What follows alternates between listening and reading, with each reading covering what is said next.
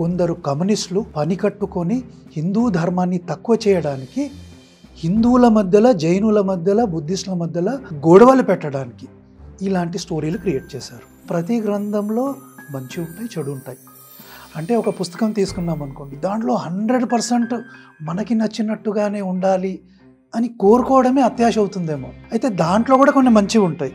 పెళ్లి చేయాల్సిన కాలంలో బిడ్డకు పెళ్లి చేయకపోతే తండ్రి నిందితుడు, భార్యను సుఖపెట్టలేకపోతే భర్త నిందితుడు, భర్త చనిపోయాక తల్లిని కాపాడాలి అని కొడుకు అపరాధి, తల్లిదండ్రులు తమ యుక్త వయసులో పెళ్లి చేయనప్పుడు తనకు యోగ్యుడైన వాడిని పెళ్లాడితే తప్పులేదు.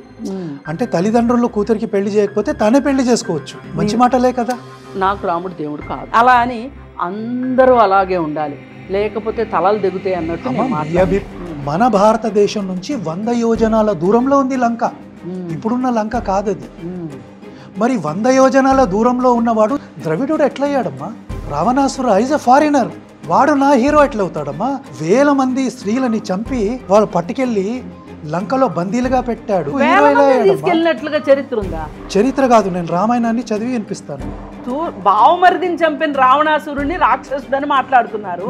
మరి కౌరవులు పాండవులు ఒకళ్ళొకళ్ళు చంపుకున్నారు కదా రాజ్యం కోసం, అది రాక్షసత్వం కాదా?